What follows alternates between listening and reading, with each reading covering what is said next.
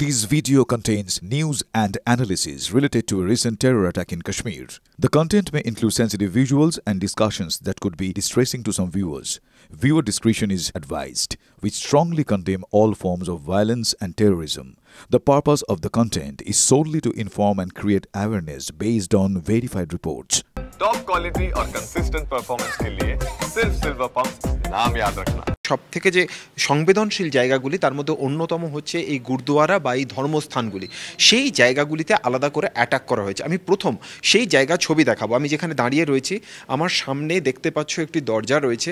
ঠিক এই জায়গাতে পাকিস্তানের তরফ থেকে একেবারে হেভি আর্টিলারি এসে এই জায়গায় পড়ে এবং দেখতেই পাচ্ছ যে এই যে বারান্দা তার একটা অংশ সম্পূর্ণভাবে এখানে শুধু গর্ত হয়ে যায়নি, এই যে লোহার বিম তার সম্পূর্ণভাবে এখানে ভেঙে গিয়েছে এবং বিস্ফোরণের তীব্রতা এতটাই ছিল, এই বোমের আঘাতের তীব্রতা এতটাই ছিল যে আশেপাশের যে সমস্ত বাড়িগুলি রয়েছে সেই বাড়ির কাঁচ, দরজা, জানলা সমস্ত কিছু এখানে ভেঙে গিয়েছে।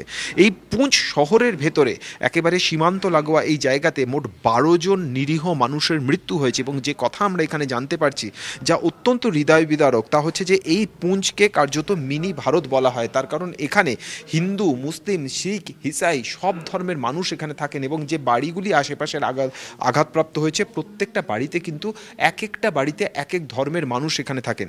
যারা हमने 65 को भी थोड़ा बहुत याद कर सकते हैं हम, तो 71 को भी अच्छी तरह से याद कर सकते हैं। तो इस लेवल की शेलिंग, इतनी हैवी शेलिंग जो थी ये फॉर द फर्स्ट टाइम हमने देखी है, क्योंकि इस एरिया बहुत ही कंजेस्टेड एरिया है। यस बहुत कंजेस्टेड एरिया है, सिविलियन सारा सिविलियन एरिया है ये। तो जितनी भी शेलिंग हुई है वो या तो सिविलियन के घरों पे हुई है या हमारे जो मंदिर, मस्जिद, गुरुद्वारे हैं उनके ऊपर हुई हैं। तो या तो जितने भी लोग मारे गए हैं, लगभग 13 लोग जो हैं वो यहाँ पर मारे गए हैं और 13 लोग जो हैं वो सारे के सारे सिविलियन हैं। तो ये एक ऐसे लगता है कि उसने हेफाजतली फायरिंग खोल दी और वो फायरिंग जो है सिटी के ऊपर हुई और उससे ये लोग जो हैं वो शहीद हुए हैं।